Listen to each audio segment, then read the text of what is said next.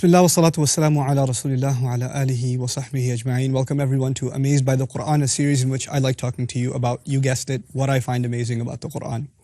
Today I'm going to compare two ayat with you. Those ayat, one belongs to Surah Al-Baqarah and the other belongs to Surah Ali Imran. Again, very, very similar ayat. Let me read them off to you so you appreciate what's going on here. Al-haqqu min rabbik, the truth comes from your Rabb, from your master. فَلَا تَكُونَنَّ مِنَ الْمُمْتَرِينَ, don't you dare become among those who fall into doubt.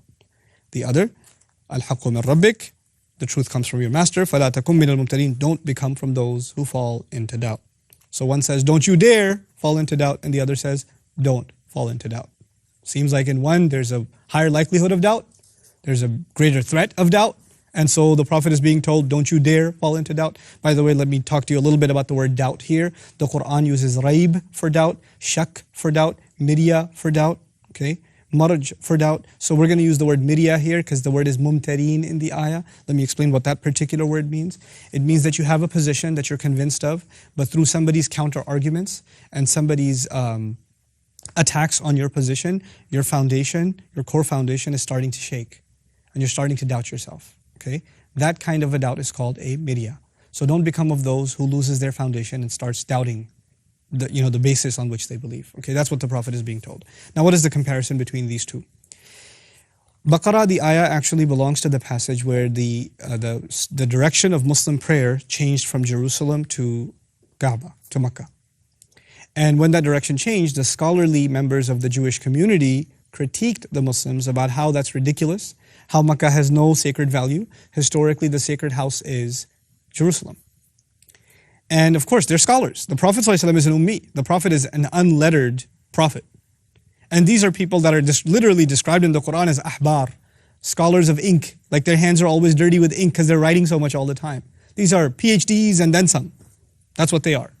And they're telling you, you don't know what you're talking about. Now when an academic, someone with a lot of intellectual promise, credentials, when they tell you you don't know what you're talking about, it can mess you up.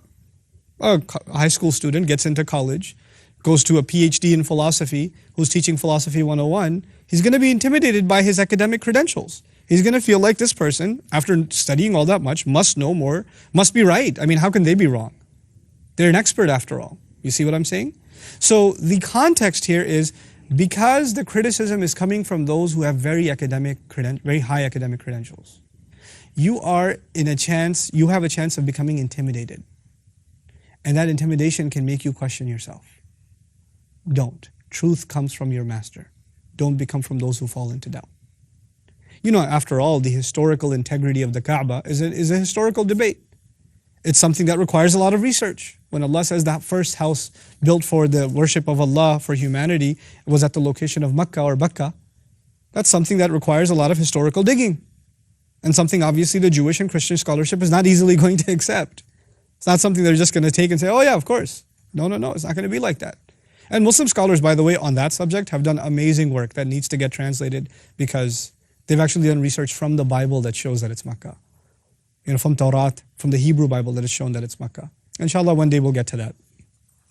But on the other hand, Allah is talking to, the Prophet is talking to the Christian community that came from Najran, that's in Ali Imran. And they're talking about how Jesus is the Son of God. This is not an academic complexity. Truth is from your Lord, don't be in doubt. Don't you dare fall into doubt. There's no threat here. Just don't be doubtful. They might come up with some philosophical arguments justifying, their faith, but there's nothing big here. There's no real threat here. Nothing to be intimidated by here. Just stick to the truth.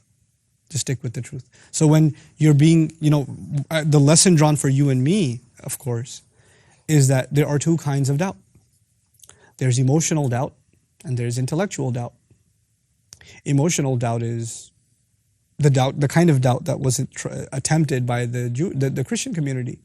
Out of love of God, out of the want of salvation, wouldn't you want to have a guarantee? Wouldn't you just want to be saved? And then through that, and by the way, when people are not feeling love in the Muslim community, when they don't feel love, and then they go to the Christian community and they feel loved, then it makes them start doubting Islam.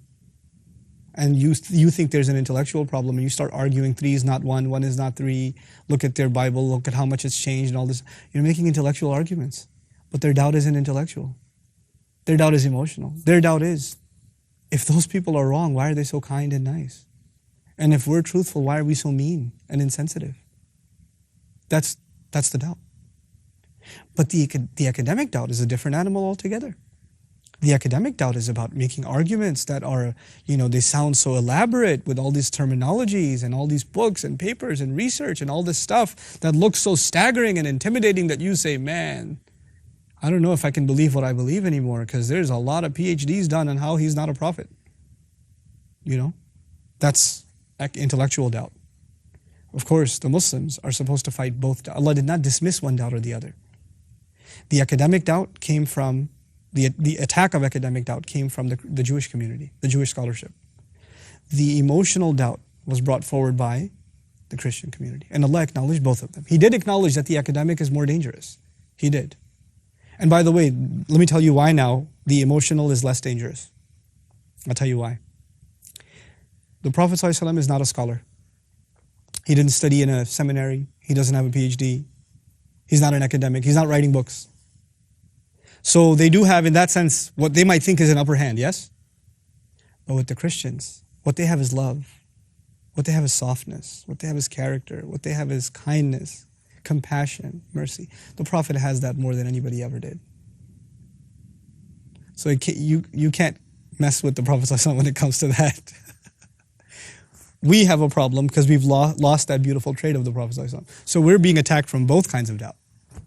And that's why the second doubt is not as big of a threat in these ayat, because what they have to offer in terms of softness and kindness and love and mercy, more than they've ever experienced, is already there in the person of Rasulullah sallallahu alaihi wasallam. It's already there.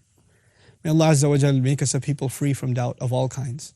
And may Allah Azza wa Jal help us understand what remarkable lessons of transformation Allah is teaching us through these powerful ayat. Barakallahu li wa lakum. Wassalamu alaikum wa rahmatullahi wa barakatuh.